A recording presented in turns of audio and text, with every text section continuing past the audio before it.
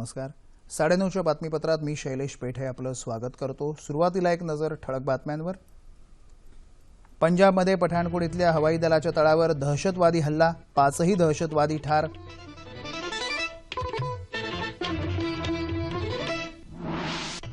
पाच तास चाललेल्या चकमकीत 2 सुरक्षा आरक्षक आणि 1 कमांडो शहीद तर 6 जवान जखमी. भारताची प्रगती ज्यांना बघवत नाही त्यांनीच नैराश्यातून केलेला हा हल्ला असल्याचं पंतप्रधान नरेंद्र मोदी यांचं प्रतिपादन. या घटनेची केंद्राकडून गंभीर दखल, संरक्षण मंत्र्यांनी घेतला आढावा, केली 3ही सेनादलांच्या प्रमुखांबरोबर चर्चा. पेट्रोलच्या प्रति लिटरसाठीच्या अबकारी करात 37 पैशांनी तर डिझेलच्या करात 2 रुपयांनी वाढ. जगातील सर्वात गतिमान अर्थव्यवस्था बनण्याचा मान भारतानं मिळवला असल्याचं केंद्रीय मुख्य वित्त सल्लागारांचं निवेदन. आणि भाकपचे ज्येष्ठ नेते ए.बी. वर्धन यांचं प्रदीर्घ आजारानं निधन. पाहूया सविस्तर वृत्त. पंजाबमध्ये पठाणकोट इथल्या हवाई दलाच्या तळावर दहशतवाद्यांनी आज केलेल्या हल्ल्यात सर्वच्या सर्व 5ही दहशतवाद्यांना कंठस्नान घालण्यात सुरक्षा दलाला यश आलं. सुमारे 5 तास चाललेल्या चकमकीत 2 सुरक्षा आरक्षक आणि 1 कमांडो शहीद झाल्याचं वृत्तसंस्थेनं म्हटलं आहे. 6 जवानही या घटनेत जखमी झाले आहेत. पहाटे 3:30 वाजण्याच्या सुमाराला लष्करी गणवेशात आलेल्या 5 दहशतवाद्यांनी तळावर हल्ला केला. हे जैश ए मोहम्मद या दहशतवादी संघटनेचे सदस्य असावेत असा अंदाज पंजाबचे सहाय्यक पोलीस महासंचालक एच.एस. धिल्लॉ यांनी व्यक्त केला आहे. संरक्षण मंत्री मनोहर पर्रिकर यांनी आज दुपारी नवी दिल्लीत साऊथ ब्लॉक इथं उच्चस्तरीय बैठक बोलावून परिस्थितीचा आढावा घेतला. 3ही सेना दलांचे प्रमुख तसंच राष्ट्रीय सुरक्षा सल्लागार अजित डोवाल या बैठकीला उपस्थित होते. बैठकीनंतर हल्ल्यासंदर्भात निवेदन प्रसिद्ध करण्यात आलं. सुरक्षा यंत्रणेनं घुसखोरांची तात्काळ दखल घेऊन प्रतिहल्ला करून तळावरच्या महत्त्वाच्या तांत्रिक विभागात त्यांना प्रवेश करू दिला नाही. यामुळे हवाई दलाचा हा तळ नष्ट करण्याचा दहशतवाद्यांचा कथित डाव उद्ध्वस्त झाला आहे असं या निवेदनात म्हटलं आहे. अशा प्रकारचा हल्ला भविष्यात होऊ नये या दृष्टीनं हवाई दलानं उपाययोजना केल्याचंही यात म्हटलं आहे. पाकिस्तानमधल्या अतिरेकी घटकांनी हा हल्ला घडवून आणल्याची ठोस माहिती हाती लागली आहे असं केंद्रीय गृहराज्यमंत्री किरेन रिजिजू यांनी बातमीदारांना सांगितलं. या हल्ल्याला सडेतोड प्रत्युत्तर दिलं जाईल अशी प्रतिक्रिया केंद्रीय गृहमंत्री राजनाथ सिंह यांनी व्यक्त केली आहे. पड़ोसी देश है, हम चाहते हैं पाकिस्तान ही नहीं बल्कि सभी पड़ोसी देशों के साथ हमारे अच्छे रिश्ते होने चाहिए. हम शांति भी चाहते हैं, लेकिन भारत के ऊपर यदि किसी प्रकार का टेरर अटैक होगा तो हम उसका मुंहतोड़ जवाब भी देंगे. और मुझे खुशी है कि हमारे सिक्योरिटी फोर्सेस, हमारे सेना के जवान, हमारे पैरामिलिट्री फोर्सेस के जवान, हमारी पंजाब पुलिस इस समय पठानकोट में जो कुछ भी हो रहा है उसका मुंहतोड़ जवाब दे रहे हैं. देश को अपनी जितनी सेना और जितनी सुरक्षा एजेंसियां हैं उन पर नाज है.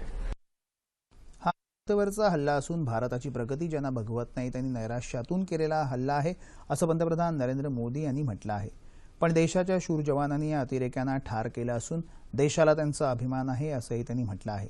दरम्यान पाकिस्तानबरोबरचे संबंध हाताळण्याच्या मोदी सरकारच्या धोरणाबाबत या हल्ल्यामुळे प्रश्नचिन्ह उभं राहिलं आहे अशी प्रतिक्रिया काँग्रेसनं व्यक्त केली आहे. तर काँग्रेस या हल्ल्याच्या घटनेचं राजकारण करत आहे असा आरोप केंद्रीय पर्यावरण मंत्री प्रकाश जावडेकर यांनी केला आहे. दहशतवादाबद्दल चर्चा केली तरच तो संपुष्टात येऊ शकेल असंही त्यांनी सांगितलं. या हल्ल्याच्या पार्श्वभूमीवर दिल्ली, चंदीगडसह देशातल्या इतर शहरांमध्ये सुरक्षा व्यवस्था कडक करण्यात आली आहे. आज पठाणकोट इथं झालेल्या हल्ल्याच्या पार्श्वभूमीवर अधिक चर्चा करण्यासाठी आंतरराष्ट्रीय घडामोडीचे तज्ज्ञ शैलेंद्र देवळाणकर आज आपल्या स्टुडिओत आले आहेत. शैलेंद्रजी, 9:30च्या बातमीपत्रात आपलं मनपूर्वक स्वागत. आज जो पठाणकोटला हा दहशतवादी हल्ला जरा त्यात 5 दहशतवादी ठारही झाले, भारतीय सैनिकांनी त्याची चांगली कामगिरी बजावली. पण जेव्हा हा दहशतवादी हल्ला होतो त्याचं एक टायमिंग असतं किंवा एक प्लॅनिंग असतं. आणि आत्ता जर आपण बघितलं पंतप्रधानांनी पाकिस्तानला जी भेट दिली, अचानक भेट दिली, त्यानंतर ही प्रतिक्रिया म्हणा किंवा हा हल्ला झालेला आहे. काय वाटतं आपल्याला की आंतरराष्ट्रीय राजकारणातला आपला दबाव थोडासा वाढतोय, त्याची बीजं याच्यात आहेत या हल्ल्यामध्ये? निश्चितच. म्हणजे हा हल्ला अतिशय धक्कादायक आहे. पण हा पूर्णपणे अनपेक्षित आहे असंही म्हणता येणार नाही. याचं कारण असं आहे की गेल्या 1 ते 1.5 वर्षांमधल्या जर घडामोडी आपण बघितल्या, म्हणजे ज्या वेळेला पंतप्रधान नरेंद्र मोदी यांच्या शपथविधी समारंभाला नवाज शरीफ उपस्थित राहिले, त्यानंतर नवाज शरीफ यांच्या विरोधामध्ये फार मोठा प्रोटेस्ट हा पाकिस्तानमध्ये झालेला होता आणि त्याची खूप मोठी किंमत शरीफ यांना चुकवावी लागली होती. त्यानंतर ज्या वेळेला पुन्हा एकदा पंतप्रधान नरेंद्र मोदी आणि नवाज शरीफ हे नेपाळला दोघं जण परस्परांना भेटले. नेपाळला सार्कची 18वी परिषद जी होती त्यानंतर, पण त्याच्यानंतर आपण असं बघतो की जम्मू आणि काश्मीरमध्ये लगातार 2 दहशतवादी हल्ले झाले. त्यानंतर ज्या वेळेला ते पॅरिसमध्ये दोघं जण भेटले, जेव्हा पॅरिस एन्व्हायरमेंट कॉन्फरन्स झाली, त्यानंतर आपण असं बघतो की इमिजिएटली जम्मू आणि काश्मीरमध्ये देखील अटॅक झाला. म्हणजे ज्या वेळेला हे 2 नेते परस्परांशी भेटता आहेत आणि जी विश्वास निर्मितीची प्रक्रिया 1998 साली अटल बिहारी वाजपेयींनी सुरू केलेली होती, त्या निमित्ताने आपण मदतीचा किंवा सहकार्याचा हात पुढे करतो आहे, त्या वेळेला त्यामध्ये अडथळा निर्माण करण्याचा जाणीवपूर्वक प्रयत्न होतो आहे. यामागचं कारण आपण लक्षात घेतलं पाहिजे आहे की पाकिस्तानचं जे भारताविषयीचं धोरण आहे किंवा पाकिस्तानचं जे भारताविषयीचं परराष्ट्र धोरण आहे, हे केवळ तिथलं राजकीय नेतृत्व ठरवत नाही, तर हे ठरवण्यामध्ये तिथल्या लष्कराचा, त्याचबरोबर ह्या ज्या सगळ्या अतिरेकी संघटना आहेत, धार्मिक मूलतत्ववादी संघटना आहे, यांचा फार मोठा प्रभाव आहे. आणि त्यांना सातत्याने ही विश्वास निर्मितीची प्रक्रियेमध्ये अडथळा निर्माण व्हावा, किंबहुना ती पुढे जाऊ नये, हे सातत्याने वाटत आलेलं आहे. आणि आपण जर थोडासा मागचा जरी इतिहास बघितला तर अगदी 1998 मध्ये जेव्हा अटल बिहारी वाजपेयी नवाज शरीफ यांना भेटलेले होते आणि अतिशय प्रसिद्ध अशी आग्रा कॉन्फरन्स पण झाली होती, त्यानंतर आपण कारगिल युद्ध झाल्याचं बघत होतो. आणि त्यामुळे हा पाकिस्तानकडनं काही गट, त्यांच्यामधले काही एलिमेंट्स किंवा घटक असे आहेत की ज्यांना ही अशा स्वरूपाची चर्चा किंवा शांतता ही नको असल्यामुळे ते जाणीवपूर्वक अडथळा निर्माण करण्याचा प्रयत्नच करतात. आपण जसं शैलेंद्रजी म्हणालात की यात 2-3 मुद्दे आहेत की मुळातच तिथे त्यांची पाकिस्तानची जर वृत्ती पाहिली तर युद्धपिपासू आणि कुरापतखोर धोरण त्यांचं आहे. आणि इथे मुळातच लोकशाही व्यवस्था नसल्यामुळे पंतप्रधान नवाज शरीफ यांच्या भेटीनं किंवा यांच्याशी चर्चा प्रक्रियेला अशा प्रकारच्या प्रतिक्रिया त्या तिन्ही ज्या म्हणाल, जसं की ISI असेल किंवा मिलिटरी असेल किंवा इतर या ज्याला हेडस्ट्रॉंग म्हणतात, एक्स्ट्रीमिस्ट अशा ज्या संघटना आहेत त्यांच्याकडे होतच राहणार. मग अशा वेळी पंतप्रधानांची, नवाज शरीफांची हे जी बोलणी चालली आहेत किंवा असे हे कंटिन्यू करणं कितपत स्ट्रॅटेजीला धरू नये. आणि दुसरं म्हणजे आत्ता जे हल्ला आजचा झाला त्या सुरक्षा व्यवस्थेला आपल्याला ते माहिती नव्हतं का किंवा त्या प्रकारे त्यांनी माहिती दिली होती का? नाही, एक महत्वाचं लक्षात घ्या, ह्या हल्ल्याच्या संदर्भामध्ये एक प्रश्न हा पुन्हा एकदा चर्चेला आला आहे की आपण असं बघतो की गेल्या वर्षभरातला हा पंजाबवरचा 3रा हल्ला आहे. म्हणजे मागच्या जुलैमध्ये गुरुदासपूरवरती हल्ला झाला होता, त्यानंतर उधमपूरवरती हल्ला झाला आणि आता पठाणकोटवरचा हल्ला आहे. तर आपण हे लक्षात घेतलं पाहिजे की भारत आणि पाकिस्तानमध्ये 2 प्रकारच्या सीमारेषा आहेत. एक तर जम्मू आणि काश्मीरमधली, ज्याला आपण लाईन ऑफ कंट्रोल असं म्हणतो, ज्याला ताबारेषा आपण असं म्हणतो, आणि त्यानंतर बराचसा मोठा भाग हा आंतरराष्ट्रीय सीमारेषेचा जो पंजाबमध्ये येतो. म्हणजे आपण जर बघितलं तर गुरुदासपूर, पठाणकोट आणि जम्मू आणि काश्मीर, तर हा जो पूर्ण मार्ग आहे ज्याला आपण NH-44 असं म्हणतो, हा NH-44चा 553 किलोमीटरचा पट्टा आहे. आणि हा 553 किलोमीटरच्या पट्ट्यावरती आपण अतिशय स्ट्रॉंग फेन्सिंग केलेली आहे. पण ही फेन्सिंग केलेली जरी असली तरी काही ठिकाणी नद्या ह्या वाहत जातात भारतातनं पाकिस्तानमध्ये, आणि त्यामुळे जसं रावीचा पार्ट आहे त्यामुळे काही ठिकाणी या फेन्सिंगला ब्रेक गेलेला आहे. आणि आता हा हिवाळ्याचा मोसम आहे त्यामुळे धुकं प्रचंड असतं आणि हा जो ब्रेक आहे याचा फायदा हे दहशतवादी अनेकदा घेतात. आणि त्यामुळे बऱ्याचदा जो आंतरराष्ट्रीय सीमारेषा आहे ती क्रॉस करून ते भारतामध्ये येतात. आणि अशाच प्रकारचा हल्ला हा मागच्या वर्षी गुरुदासपूरवरती झाला, त्याची पुनरावृत्ती उधमपूरमध्ये झाली आणि आता पुन्हा तुम्हाला जैश ए मोहम्मदकडनं जो पठाणकोटचा झालेला हल्ला आहे हे दिसून येत आहे. याचं कारण असं आहे की लाईन ऑफ कंट्रोलवरती आपला जो पूर्णपणे आपली जी सज्जता आहे, लष्कराची जी सज्जता आहे ती अतिशय कडक आहे. त्यामुळे तिथनं घुसखोरी करायला त्यांना वाव नाहीये. त्यामुळे त्यांना घुसखोरी करायला जो वाव आहे तो प्रामुख्याने पंजाबमध्ये असल्यामुळे त्यांनी आता आपलं लक्ष हे पंजाबवरती लक्ष केंद्रित केलेलं आहे. आणि याबरोबर एक दुसरा प्रवाह आपल्याला दिसून येतो की जैश ए मोहम्मद असेल, लष्कर ए तय्यबा असेल, या संघटनांची नावं ही आता पुन्हा एकदा चर्चेला यायला लागली. जैश ए मोहम्मद विशेषतः ज्यांनी याची जबाबदारी, म्हणजे ज्यांच्यावरती आपण सध्या लक्ष बोट दाखवतो आहे की त्यांच्याकडनं हा हल्ला झाल्याची शक्यता आहे. विशेष करून जैश ए मोहम्मदचं रिव्हायव्हल हे पुन्हा व्हायला लागलं आहे, याविषयी आपण अतिशय सजगपणे विचार करणं, सावध राहणं आपल्याला फार गरजेचं आहे. बरोबर. ही जी दोन्ही देशांमध्ये शांतता प्रक्रिया किंवा बोलणी चालू होती, आपण कधीच कम्युनिकेशन थांबवलं नव्हतं, आपल्याकडनं प्रयत्न होत होते. मुळात सर तुम्ही जसं म्हणालात की पाकिस्तानमध्ये काश्मीरसारखा मुद्दा किंवा असे मुद्दे त्यांना सतत दिले जातात की ज्यामुळे त्यांची खरं तर अर्थव्यवस्था अतिशय बिकट आहे पाकिस्तानची, त्यांच्याकडे मध्यम वर्ग नाही जो एक ॲस्पिरेशनचं असतं.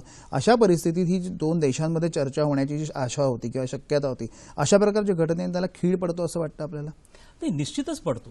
याचं कारण असं आहे की मग लोकमताचा दबाव वाढतो आणि लोकमताचा दबाव वाढल्यानंतर पूर्वअटी टाकल्या जातात. म्हणजे जशा पूर्वअटी, जसं मुंबईवरती दहशतवादी हल्ला झाला, त्या दहशतवादी हल्ल्यामधले जे दोषी आहेत जोपर्यंत त्यांना शिक्षा होत नाही तोपर्यंत पाकिस्तान बरोबर शांतता प्रक्रिया सुरू करू नका, असा आपल्या शासनावरती दबाव होता. त्याचप्रमाणे आपण जसं असं बघतो की नवाज शरीफवरती देखील काश्मीरचा मुद्दा प्रामुख्याने चर्चेमध्ये घ्या. त्यामुळे राजकीय नेतृत्वाच्या पातळीवरची जी चर्चा होती ही सातत्याने खंडित होती आहे. म्हणजे गेल्या 1 वर्षामध्ये परराष्ट्र सचिव पातळीवरची चर्चा असेल, राष्ट्रीय सुरक्षा सल्लागार पातळीवरची चर्चा असेल, या सगळ्या चर्चा काही ना काही कारणामुळे खंडित कराव्या लागल्या, कारण पूर्वअटी टाकल्या गेल्या.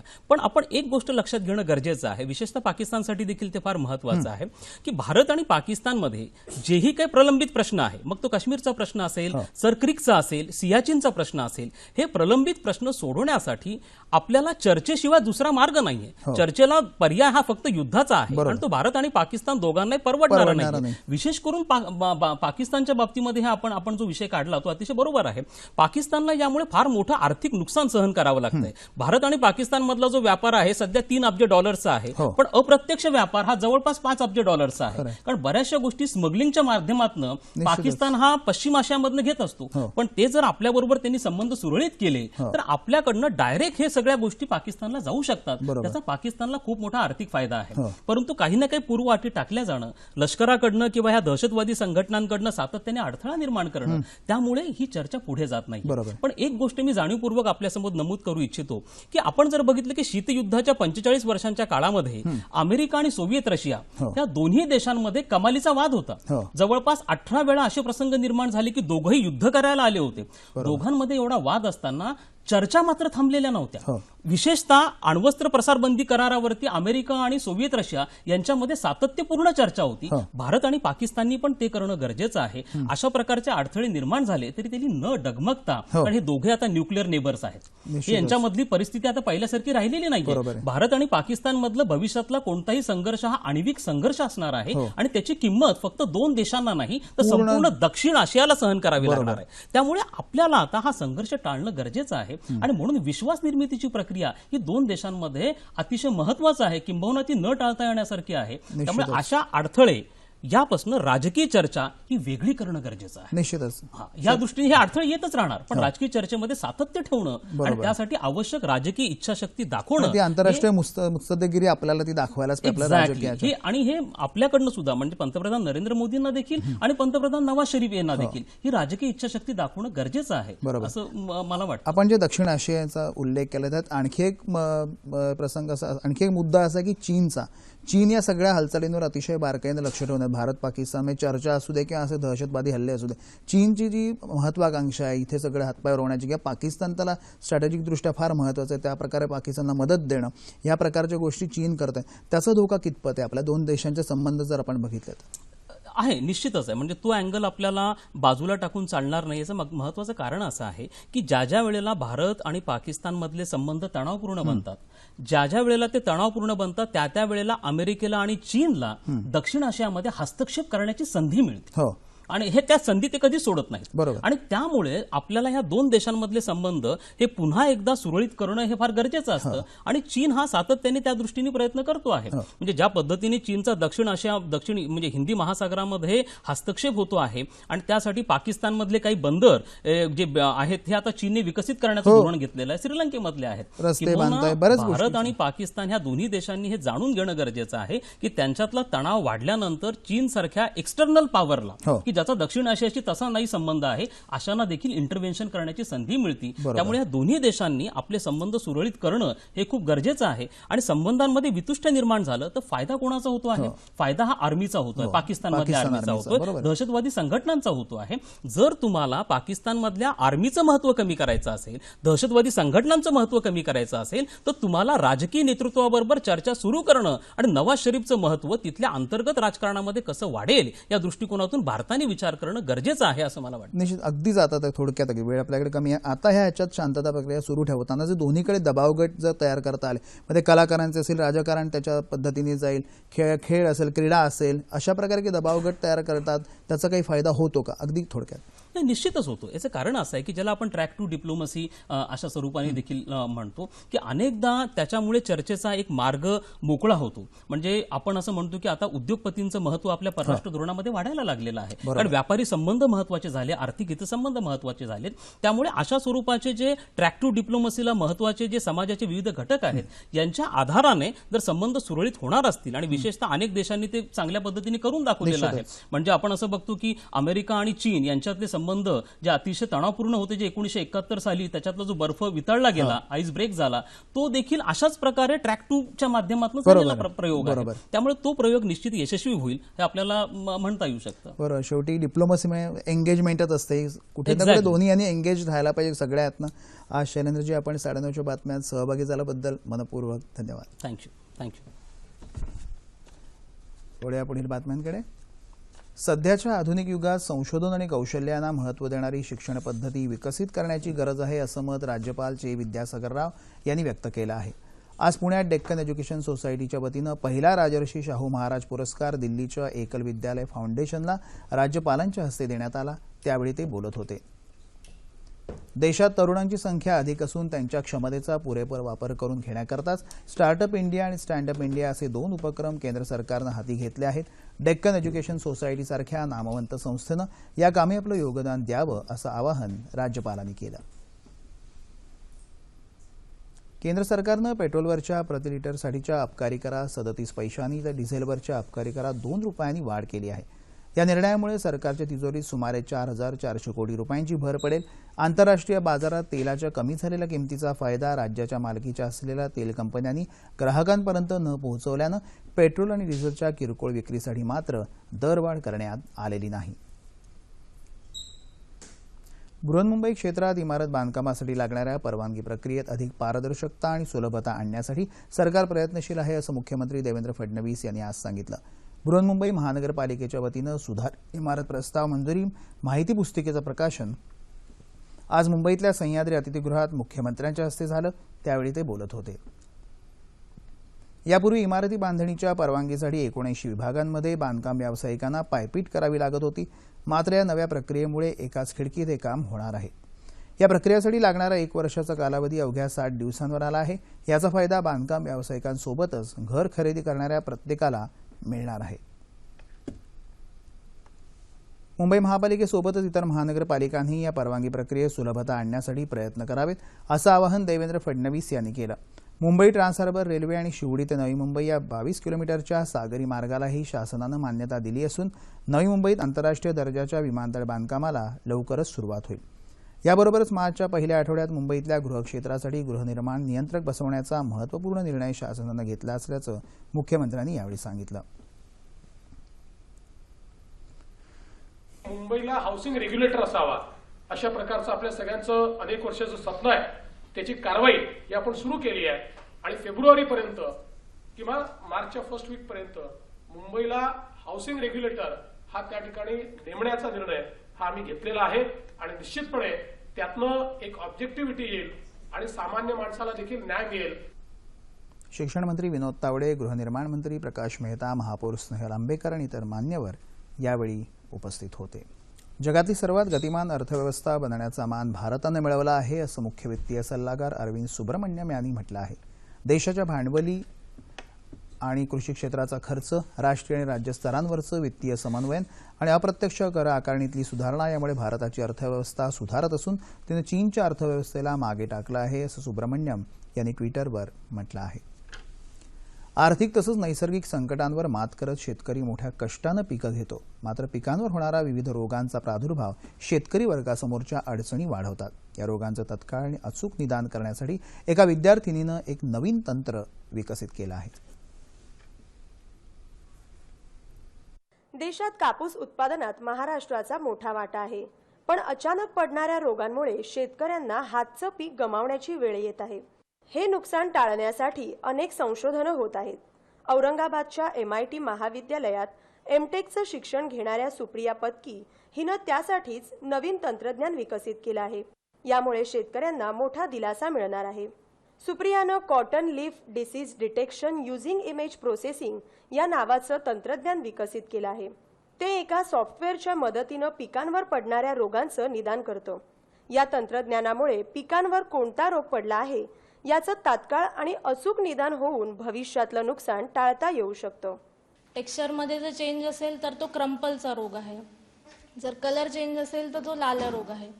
आणि हे असं करून मी ते डिवाइड केले. ही माझी हे कंप्लीट तंत्रज्ञान झालं, ही कंप्लीट टेक्नॉलॉजी झाली. नंतर शेतकऱ्यांना याचा कसा उपयोग होईल, शेतकऱ्यांनी ती इमेज, एका पानाची इमेज काढली, त्या पानाची इमेज माझ्याकडे येईल.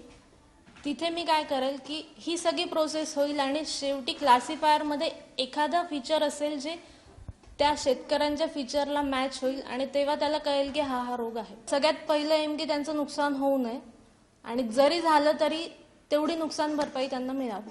बऱ्याच वेळा शेतकऱ्यांच्या झालेल्या नुकसानीचा पंचनामा काटेकोरपणे केला जात नाही असं शेतकऱ्यांचं म्हणणं असतं.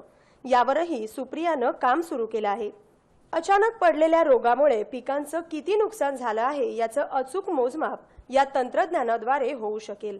तज्ज्ञांच्या मार्गदर्शनाखाली विकसित केलेल्या या तंत्रज्ञानाचं पेटंट मिळवण्यासाठी महाविद्यालयाचा प्रयत्न आहे. महाराष्ट्राच्या पांढऱ्या सोन्याच्या संवर्धनासाठी हे नक्कीच उपयुक्त ठरेल. पुणे फिल्म फाउंडेशन आणि राज्य सरकार यांनी संयुक्तपणे आयोजित केलेल्या पुणे आंतरराष्ट्रीय चित्रपट महोत्सवात वर्ल्ड कॉम्पिटिशन फिल्म्स विभागाच्या अंतिम फेरीत पोहोचलेल्या 14 चित्रपटांची नावं महोत्सवाचे अध्यक्ष आणि संचालक डॉ. जब्बार पटेल यांनी आज पुण्यात एका पत्रकार परिषदेत जाहीर केली. येत्या 14 तारखेपासून 21 तारखेपर्यंत हा महोत्सव पुण्यात होणार असून sports and cinema bring the world together असा यावर्षीचा विषय आहे, असंही त्यांनी सांगितलं. वर्ल्ड कॉम्पिटिशन फिल्म्स या विभागात विविध देशातल्या 1000 चित्रपटांनी भाग घेतला होता. त्यातल्या 14 चित्रपटांची अंतिम फेरीसाठी निवड करण्यात आली असून यातल्या सर्वोत्कृष्ट चित्रपटाला 10 लाख रुपये, उत्कृष्ट दिग्दर्शकाला 5 लाख रुपये पुरस्कार म्हणून दिले जातील. त्याचप्रमाणे प्रेक्षकांच्या पसंतीला उतरलेल्या एका चित्रपटालाही पुरस्कार देऊन गौरवण्यात येईल, असंही पटेल यांनी यावेळी स्पष्ट केलं. कोकणात यंदाच्या हिवाळ्यात कडक थंडी पडल्यानं आंब्याच्या झाडांना चांगला मोहर आला आहे. त्यामुळे आगामी मोसम तेजीत जाईल अशी शक्यता निर्माण झाली आहे.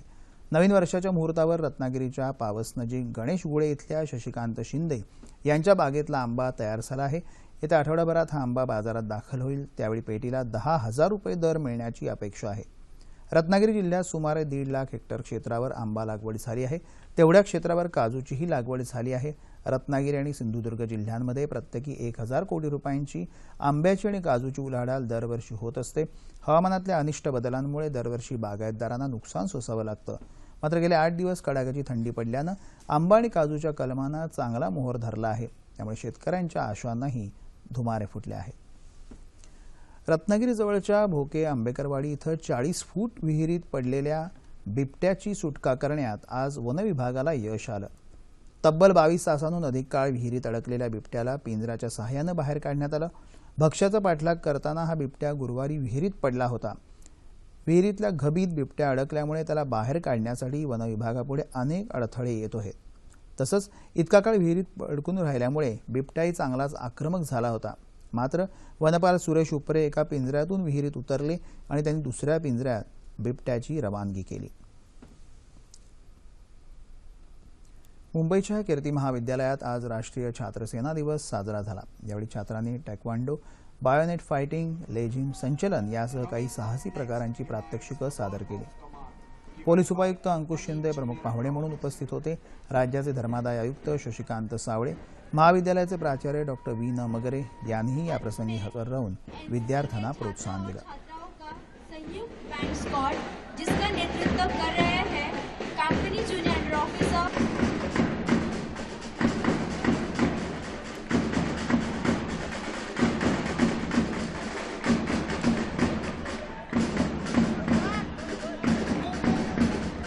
वाह क्या बात.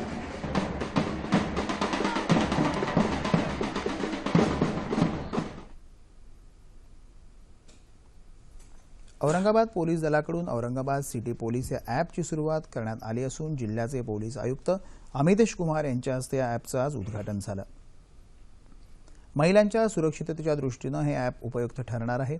यासोबतच महिला हेल्पलाईन, कंट्रोल रूम, पोलीस ठाण्यांचे दूरध्वनी क्रमांक, अनोळखी मृत व्यक्तींची माहिती अशा विविध मार्गदर्शक सूचनांचा या ॲपमध्ये समावेश आहे. हे ॲप GPS प्रणालीवर आधारित असल्यामुळे संकटप्रसंगी या ॲपमधलं मदतीचं बटन दाबल्यावर पोलिसांची तात्काळ मदत मिळू शकेल. टेकबिट सॉफ्टवेअर प्रायव्हेट लिमिटेड कंपनीनं हे ॲप तयार केलं असून मराठी आणि इंग्रजी या दोन्ही भाषेत ते उपलब्ध आहे.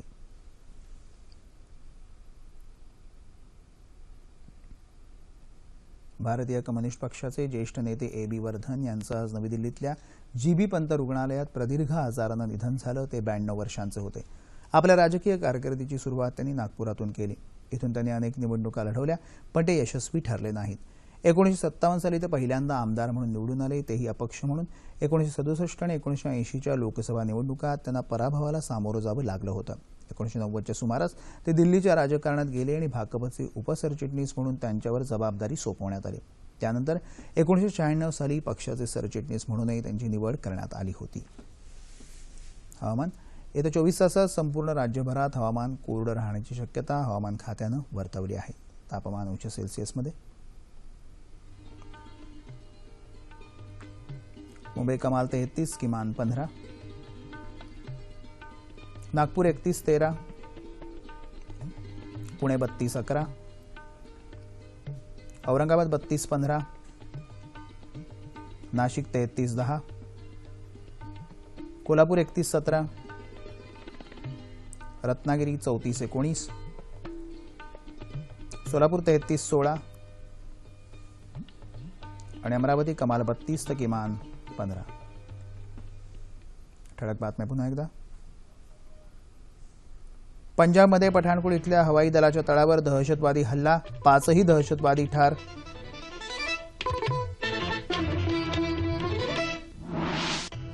सुमारे 5 तास चाललेल्या चकमकीत 2 सुरक्षा रक्षक आणि 1 कमांडो शहीद तर 6 जवान जखमी.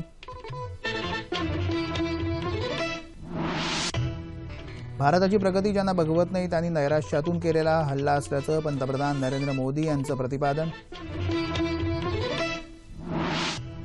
घटनेची केंद्राकडून गंभीर दखल, संरक्षण मंत्र्यांनी घेतला आढावा, केली 3ही सेनादलांच्या प्रमुखांबरोबर चर्चा. पेट्रोलच्या प्रति लिटरसाठीच्या अबकारी करात 37 पैशांनी तर डिझेलच्या करात 2 रुपयांनी वाढ. जगातली सर्वात गतिमान अर्थव्यवस्था बनण्याचा मान भारतानं मिळवला असल्याचं केंद्रीय मुख्य वित्त सल्लागारांचं निवेदन. आणि भाकपचे ज्येष्ठ नेते AB वर्धन यांचं प्रदीर्घ आजारानं निधन. याबरोबरच हे बातमीपत्र संपलं. पुन्हा भेटूया उद्या सकाळी 8:30 वाजता आपल्या सह्याद्री वाहिनीवर. नमस्कार.